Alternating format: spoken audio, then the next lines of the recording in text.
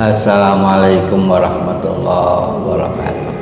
Waalaikumsalam warahmatullahi Innal hamdalillah nahmaduhu wa nasta'inuhu wa nastaghfiruh wa na'udzu billahi min syururi anfusina min sayyiati a'malina may yahdihillahu fala mudhillalah wa may yudlilhu fala hadiyalah.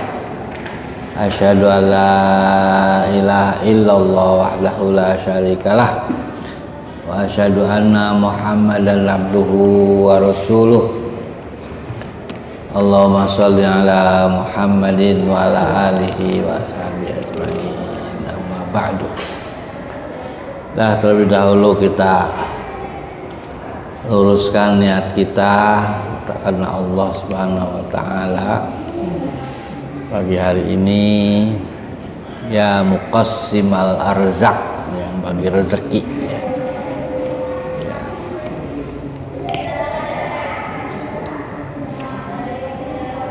Yang mudah-mudahan dengan ridhonya, dengan rahmatnya, dengan kekayaan Allah Subhanahu wa taala, wa bitaisirina wa bitaisiriha ya, wa bitaisir ya, dan dengan kemudahannya Allah berikan kemudahan buat kita semua. Wala haula wala quwata illa billahil azim. Bil khusus ya, kita doakan teman saudara kita lagi sakit, mudah-mudahan Allah berikan kesembuhan. Allahumma shfi anta syafi la syafi illa shifauka wa biridhoka al-fatihah. A'udzubillahi minasyaitonir rajim.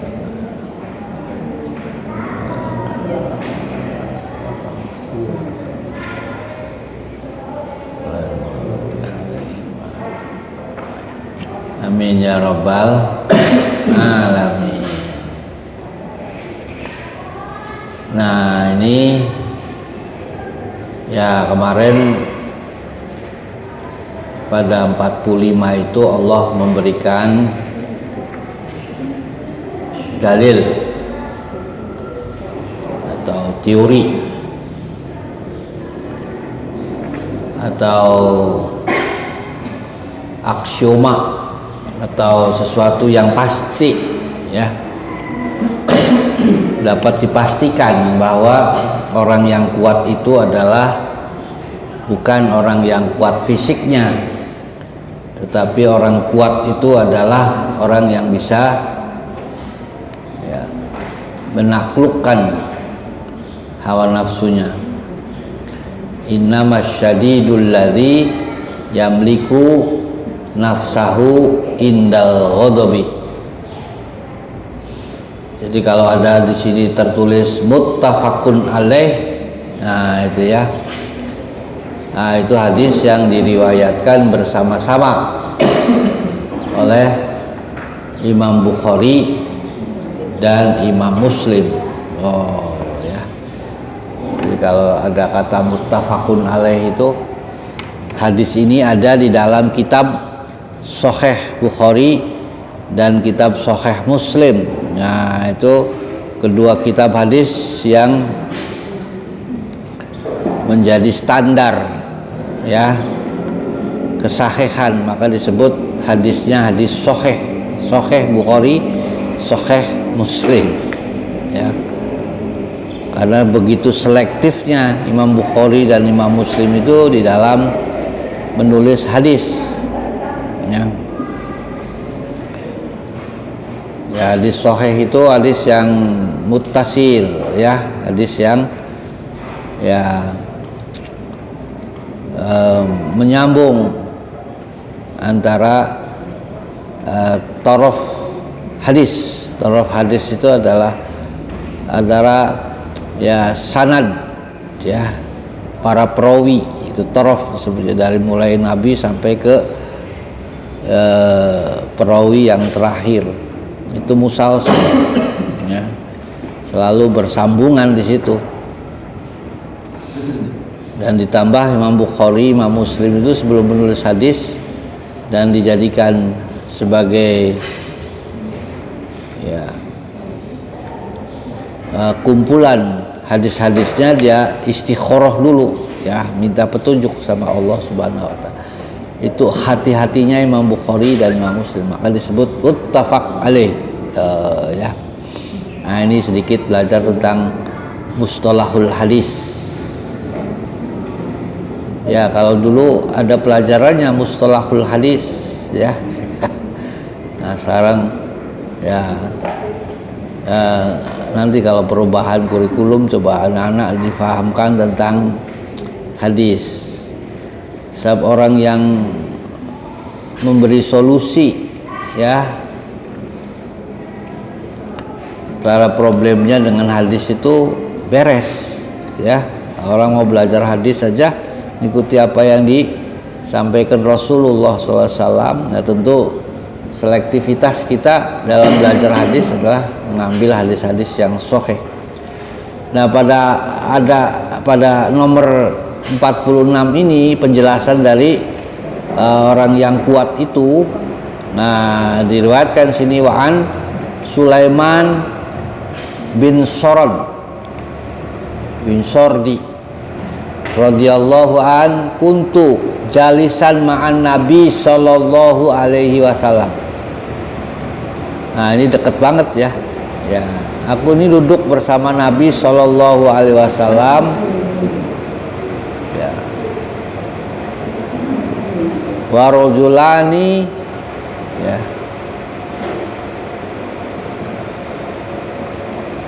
Yastabani wa ahaduhuma qad ahmaro. Jadi aku ini duduk bersama Rasul, kemudian ada dua laki-laki ya yang berdebat di situ. Wahaduhuma qadih marun wajhahu. Nah, salah seorang diantaranya itu ototnya wani gede ya. Nah, kemudian wajahnya itu ya merah padam.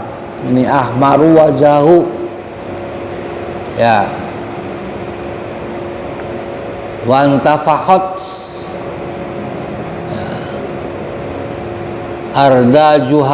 Ardajuhu ya. Ya, pokoknya marah besar lah ya. Nampak kelihatan ya merah ya, merah padam ya, orang marah kan biasa gitu ya. Faqala Rasulullah sallallahu alaihi wasallam, kemudian Rasul sallallahu alaihi wasallam mengajarkan kalimat ya untuk menghilangkan marah tadi ya. Lau qala a'udzu billahi minasyaitonir rajim zahaba anhu ma yajidu. Nah, ini hadis ini ya. Ta'awudz billah minasyaitonir. Nah, ini juga muttafaqun alaih. Dalam hadis lain bagaimana ya sabar itu behaviornya ya, atau indikator lah ya, indikator ya. Orang disebut bahwasanya ya sabar ya, indikatornya berdasarkan hadis ya, ya bisa menahan diri gitu, sabar itu ya. Ya, ya kalau marah ya tidak meluap ya kemarahannya ya. Nah, untuk bisa memperoleh indikasi orang sabar dari pengendalian diri itu, nah, dari teori behavior namanya ya. Nah, sebab ya ini kan bagian dari akhlak mulia ya, akhlak karimah ini ya. Nah, pendidikan itu kan isinya adalah akhlak mulia. Akhlak mulia itu apa? Ada indikatornya ya. ibu-ibu dan bapak kan belajar tentang kurikulum 13 kan. Nah, itu ada indikator. Indikator ikhlas, indikator syukur ya, indikator sabar ya. Sebab itu kalau kata Imam Ghazali ya, itu ruhaniyah ya. Makanya definisi ya akhlak itu apa? Akhlak itu adalah dari kata al-khuluq ya. Al-khuluq itu arti al-qalbu. Jadi sesuatu yang ada dalam hati. Nah, ada definisi lain dari kata makhluk ya. Akhlak itu apa? Akhlak itu dari makhluk. Nah, inilah yang nampak ya. Nah, Imam Ghazali menyebut yang disebut akhlak itu adalah al-khuluq wal makhluk ya, ya. Ya. Ini sesuatu yang ada dalam hati ya. Nggak kelihatan kan? Nah, kalau pengen kelihatan ada indikatornya dari makhluk gitu ya. Nah, perilaku namanya behavior ya. Nah, kita mengetahui akhlak ya yang ada dalam hati itu terlihat dari makhluk, terlihat dari indikator namanya ya, dari perilaku sehari-hari. Nah ya, orang yang sabar itu indikatornya ya, kalau marah bisa menahan diri ya, nggak mesti teriak-teriak. Nah, itu orang yang berakhlak ya. Dan khairukum ya, orang yang paling baik itu adalah akhlakuhum, yang baik akhlaknya ya. Dan semua yang diajarkan Nabi SAW itu kaitannya dengan akhlak. Dan Nabi SAW itu adalah ya ya akhlak ya, ahsanuhum huluko tuh ya, huluko. Nah ya, huluko itu amalan hati ya, yang diekspresikan dalam arti akhlak itu makhluk. Tuh, makhluk tuh ya perilaku sehari-hari ya. Jadi nggak bisa kita mengatakan orang itu berakhlak kalau tidak terlihat indikatornya. Nah, indikator keberhasilan pendidikan agama kan dalam kurikulum 13 kan sudah dijelaskan indikatornya apa. Ya, sabar, ikhlas gitu kan, syukur, itu kan pelajaran agama itu. Nah, jadi tidak bisa kita hanya mendremimil ya cangkem kita ya. Nah, ngomong aja sing sabar, sing syukur, dremimil ya cangkemnya ya. Tidak dievaluasi behaviornya ya. Ya, nah kita evaluasi behavior anak itu dengan pengertian atau definisi akhlak itu makhluk ya, dari perilaku dia ya. Nah, Nabi SAW ini ya menjelaskan tentang orang yang sabar ya, orang yang kuat. Nah, kuat itu adalah amalan ya kolbu. Kata Nabi SAW, laisa syadidu bisyur'ati ya, tapi itu amalan hati, kuat itu ya. Nah, yang kuat itu adalah menahan hawa nafsu. Nah, kalau lagi marah indikatornya ini ya, yang pertama duduk ya, oke. Yang kedua wudhu ya. Nah, ketiga ta'awuz ya. Nah, makanya kalau lagi bertengkar marah ya, suami sama istri istighfar, astagfirullah, astagfirullah apa? Nah, ayo udah kemasukan setan. Astagfirullah apa aja. Kata Nabi ya, jika lagi mukanya merah padam itu astagfirullahaladzim. Nggak cukup astagfirullah, ta'awuz, a'udzubillahi minasyaitonirrajim. Sudah setan. Pokoknya berzikirlah ya. Nah itu yang cerdas namanya. Jadi kemarin ya kita menyebutkan orang yang kuat, sekarang ini orang yang cerdas ini, ya. Jadi tahu dia menganalisis, ya. Ada hadis Nabi SAW yang diriwayatkan Ibnu Majah, ya. Ada seorang sahabat bertanya, di sini belum ketemu, nanti ketemu mungkin, ya. Ya. Ayyul akhyar, siapakah ya Rasul orang yang cerdas? Akhyar, ya. Akyas, akhyar pilihan, ya, akyas. Jadi kalau nama akyas itu cerdas gitu.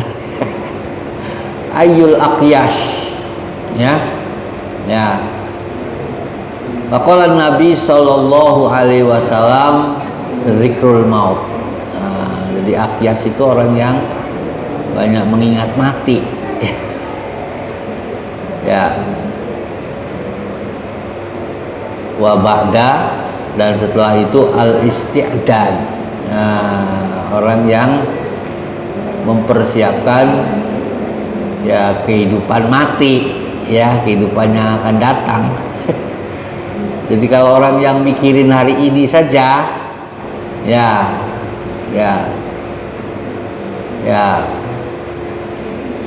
mikirin atom bari angop kah, ya. Ya, pilih 10, 20, ya, mikirin makan, ya, mikirin dunia saja. Itu ghairul akyas. Nah, orang yang gak cerdas. Orang yang cerdas, kata Nabi SAW, mikiri hari esok. Hari esok itu apa? Kematian. Al-isti'dad. Wa ba'da al-isti'dad. Ya.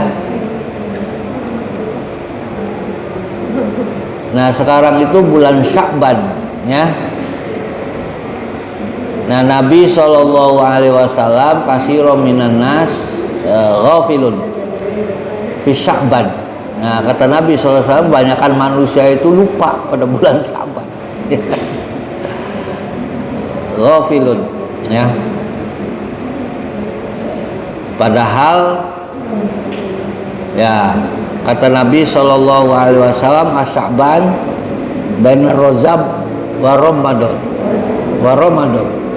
Jadi satu bulan yang ada di tengah-tengah, yaitu di antara Rajab dan Ramadan. Nah, Rajab itu adalah Syahrul Hurum. Ya, inna iddatash syuhur indallahi isna asyara syahran. Ya, minha arba'atun hurum. Nah, salah satunya adalah Rajab. Dan Ramadan itu Syahrum Mubarak. Ya, bainal hurum, ya, wal mubarak Sya'ban.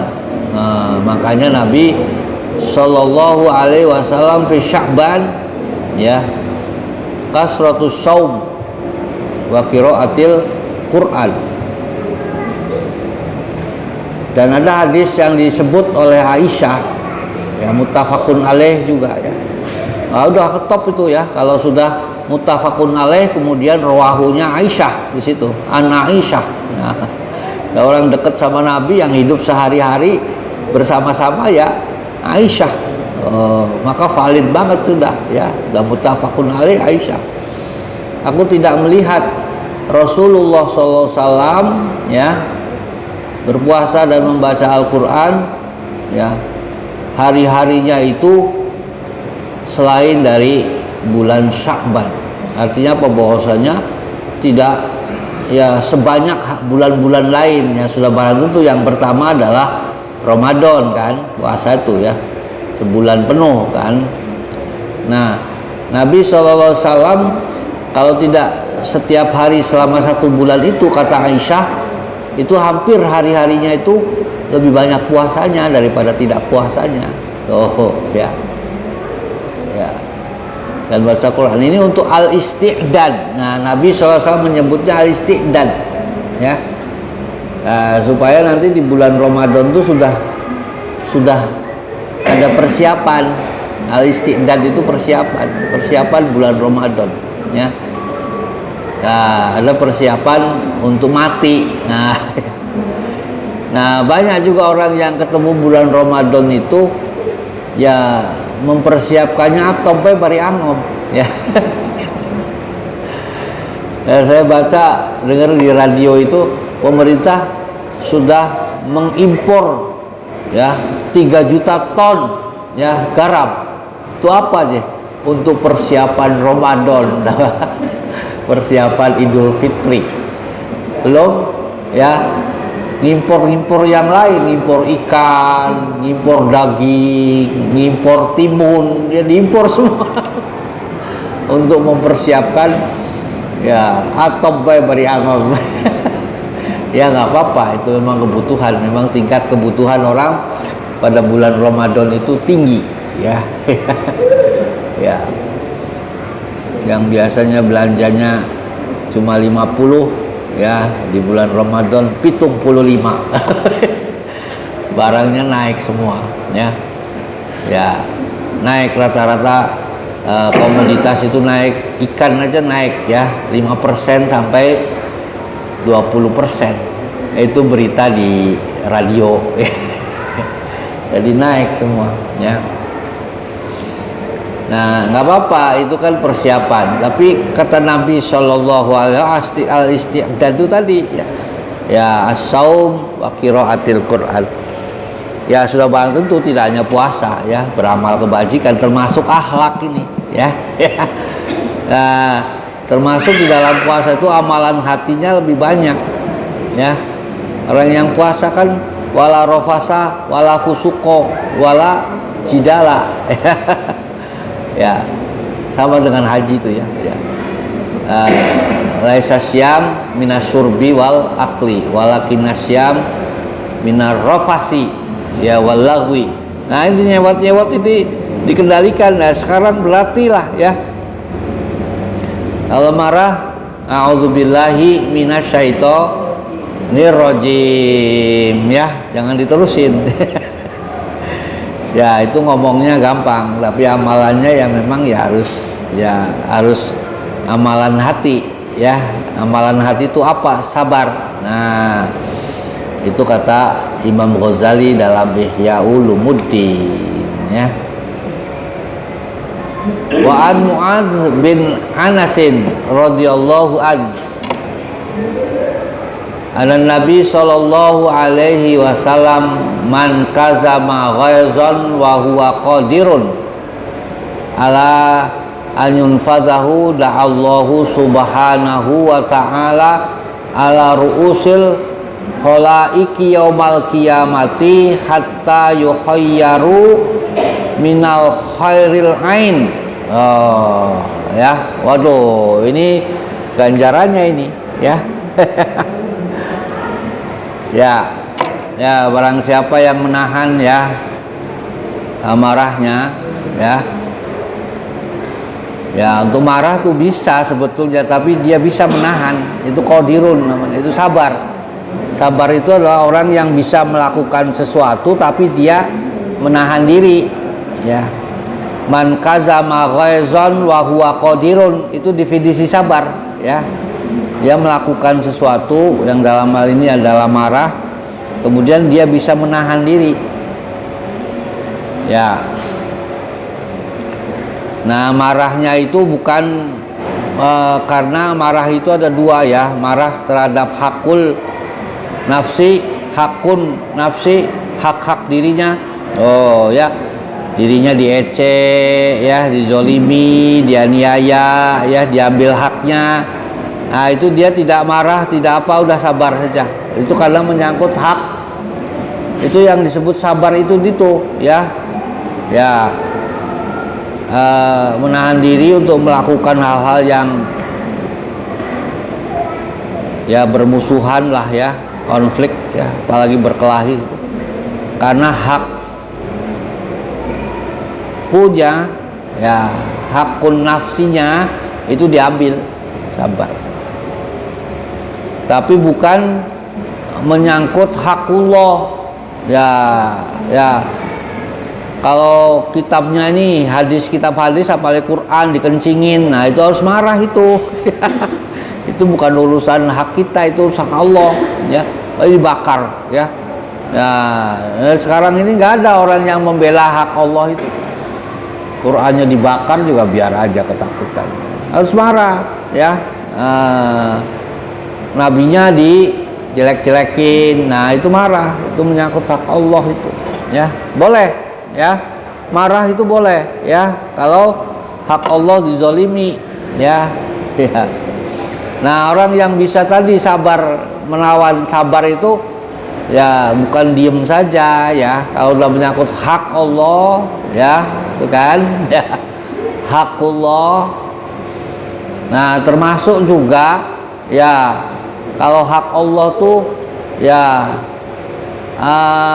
hak di dalam menyangkut hak-hak orang lain, ya, bukan hak kita.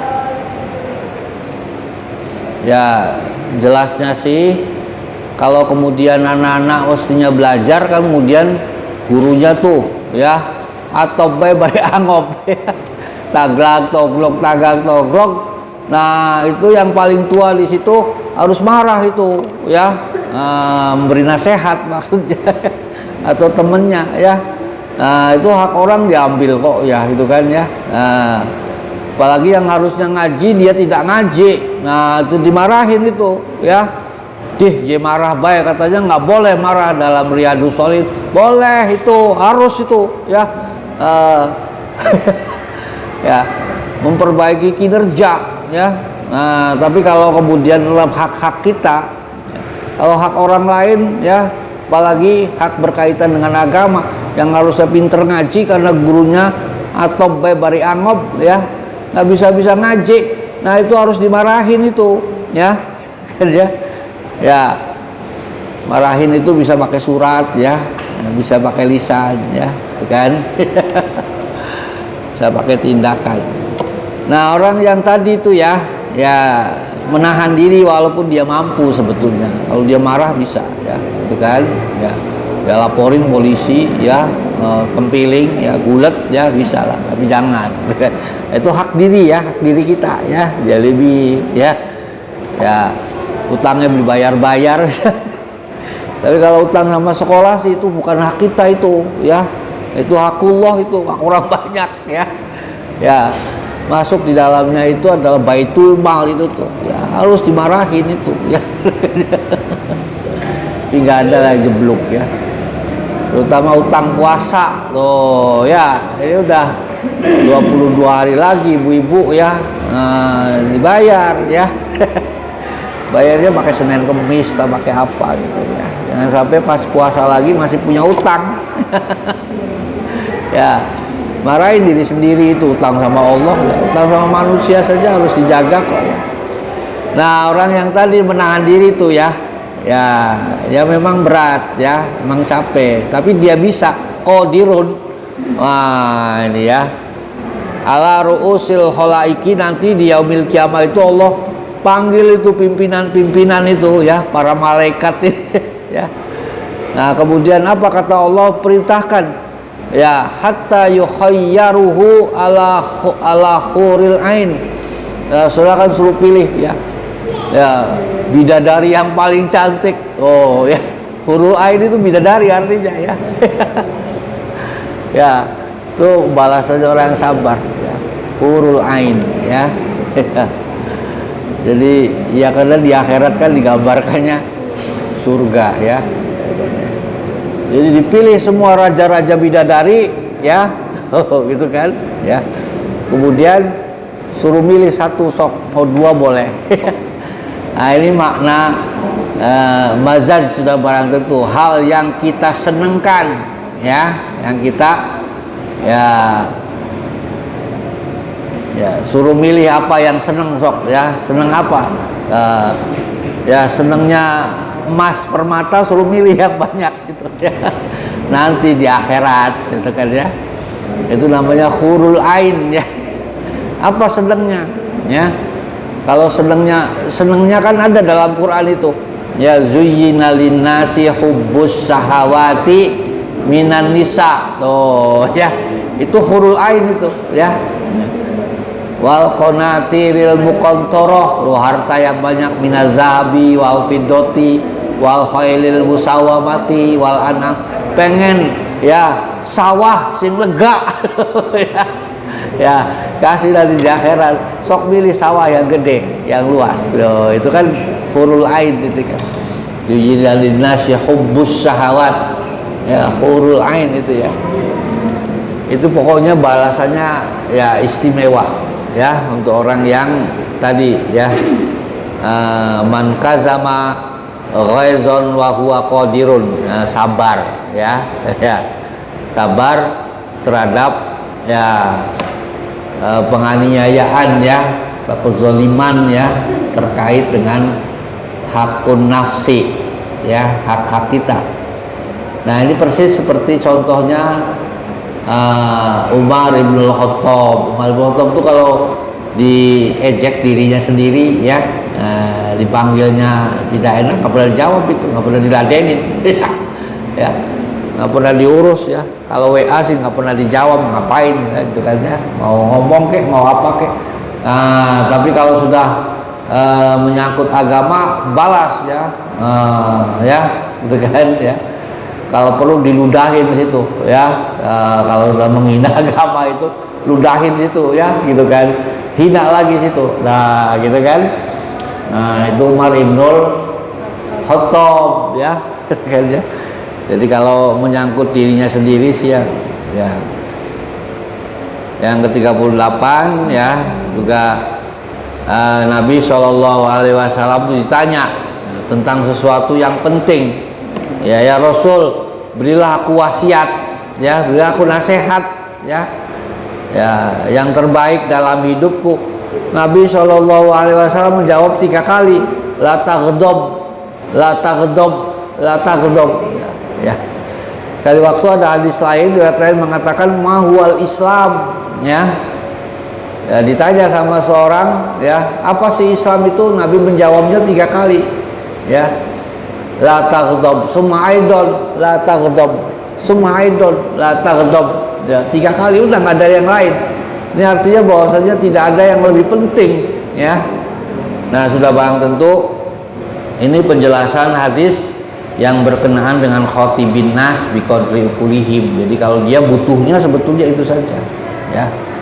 Jadi kalau orang yang sudah kalem adem ya, nggak giras ya, nggak ya, siswa-siswa yang hiperaktif ya. Nah siswa yang hiperaktif itu udah guru itu satu saja supaya hidup gitu loh. Itu lantak namanya ya. Itu yang paling penting buat dia. Nah kalau sudah ya itu selesai baru diinikan yang lain ya, sabar kita menghadapinya ya. Jadi menghadapi anak itu kan juga dengan ya tipikalnya masing-masing ya, tipikalnya. Anak itu kan macam-macam ya, karena dari background yang macam-macam. Yang penting sebetulnya di situ kalau dalam pendidikan itu adalah konsep ramah, ya ramah terhadap anak. Nah kalau nanti guru-gurunya sudah pada ramah ya, nah maka menjadi sekolah ramah anak. Sekolah bagus itu, sekolah unggulan itu ya. Al-musawah, al-musawah itu situ diartikan juga rohimah. Rohimah itu ramah ya, ya. Nah itu didduhu, lawannya itu adalah ya teroris ya, asyadid, keras ya, ya radikal ya. Nah jadi disebut ramah tadi ya, dari pengembangan konsep tentang la taghdab. La taghdab itu ya artinya ramah ya, ya. Jadi kalau kita ngamalkan hadis ini ya, ya la taghdab, sikap kita itu ramah. Ramah itu musawah ya. Musawah itu tidak teroris ya. Jadi guru ngejemakan kah, jelain kah? Anak-anak takut sama ibu guru ini. Aduh takut katanya. itu teroris itu. Itu sama dengan lata gedok ya. Itu guru radikal namanya ya. Ya. Kalau di perguruan tinggi itu namanya ya dosen ngiler. Oh ya, killer namanya. Bukan ngiler. Killer ya. Baru masuk ke kelas saja sudah gemeteran anak-anak ya. Nah, itu bukan cerminan Islam ya, bukan cerminan umat Nabi Muhammad ya. Yang musawah. Nah, musawah itu lihat anak yang punya problem itu diselesaikan. Nah, kayak Nabi nih. Ada seorang sahabat yang baru masuk Islam, gawainya ku sewot banget ya. Lalu tanya, "Mas ya Rasul pengen jadi orang Islam, lata gedok." Ya yang musawah saja, ramah musawah itu ya. Artinya sama, kita memperlakukan anak kita sendiri dengan anak orang itu sama gitu kan. Aja beda-beda. Ya. Nah, ini si anaknya yayasan ya. Cucunya yayasan, ini bukan sama aja ya, sama ya. Nah, itu namanya musawah ya. Ya, kalau kita membeda-bedakan itu namanya tagdob. Godop namanya, bahkan menyengsarakan anak nantinya. Samain aja. Oh, sama. Nah, lah guru ya pakainya hati. Tuh ya. Lagi itu ketemu kan, jadi kata Imam Ghazali bahwa saya sabar apa itu adalah huluk. Huluk itu amalan hati, pakainya hati. Oh ya. Adapun yang lahiriah itu untuk indikator saja, untuk mengevaluasi kita ini. Oh, bocahku jewis akhlaknya bagus. Oh ya. Ya, dari behaviornya itu kan ya. Nah, jadi kalau ada urusan-urusan a'udzubillahi minasyaiton, subhanallah, astagfirullah gitu ya. Ya, tidak ngajak kulet ya. Nah, itu indikator ya, indikator dalam perilaku keseharian. Ya. Jadi ini betapa pentingnya ya. Jadi beberapa indikator yang disebut Nabi Shallallahu Alaihi Wasallam tentang sabar itu kaitannya dengan marah itu pertama, insya Allah kita jadi orang kuat ya. Kedua, insya Allah kita jadi orang cerdas gitu kan ya. Nah, yang ketiga ya kita menjadi orang yang berhasil, yang penting, yang sukses dalam mendidik anak ya. Jangan menjadi ustazah teroris. Jadi teroris itu tadi ya tidak musawah gitu lah, asyadid ya, keras ya. Nah, jadi anak-anak pada takut ya, nggak pakai amalan hati. Pendidik itu sebenarnya amalan hati ya. Ya, jadi sama, ada nggak tukang masak di sini? Masak ini sedap atau tidak sedap itu pakai hati atau tidak? Tuh. Kalau masak itu nggak pakai hati nggak bakal enak. Kenapa masakan ibu kita itu sedap? Ya karena dia masak pakai hati, tidak pakai syadid, ya. Ya, gampangnya pakai cinta. Oh, ya. Jadi biar dicuak sedikit makanya enak. Bo, tukang masak sini, coba pakai hati, coba masak tuh, ya. Aja termimil, be, cangkeme kayak ya, ngersula bae itu kan ya. Nah, itu namanya tukang masak yang teror. Nah, itu dinasehati ya. Nah, jangan teroris. Masakannya jadi nggak enak. Masak apa saja tuh kasih sedep kah? Ya, kasinan, kasrepen ya, itu kan ya. Ya, beli bahan-bahan tiap hari mahal-mahal, banyak-banyak pada bosok ya, pada kebuang. Tahu nggak anak-anak itu ya? Nah, itu juga kewajiban guru ya. Kalau coba dilihat ya, makhluknya itu ya, makhluknya ya, perilaku atau behaviornya. Anak itu kadang-kadang beli ini aja, beli jajanannya Seno tuh, jajanannya sama aja, nasi sama ya dadar ya, nasi sama ya digoreng, digoreng ya, beli jajan aja dia nggak mau ya, menu makanan di ya kantin itu, di dapur itu, makanannya nggak enak, ya, ya. Saya suka tanya sih sama cucu saya, Reng, kamu kenapa nggak makan makanannya nggak enak? Nah itu memang harus disikapi dengan arif ya, ya supaya nanti juga sama-sama biar anak itu sehat gitu ya. Kalau jajan ciki saja ya panas badannya ya, repot lagi. Nah itu lagi-lagi memang mendidik itu harus pakai hati. Ya saya kira itu implementasi relevansi dari hadis ini dalam kehidupan sehari-hari. Mudah-mudahan ada manfaatnya. Nasrul minallah fathul qarib wa basyiril mu'minin. Wassalamualaikum warahmatullahi wabarakatuh.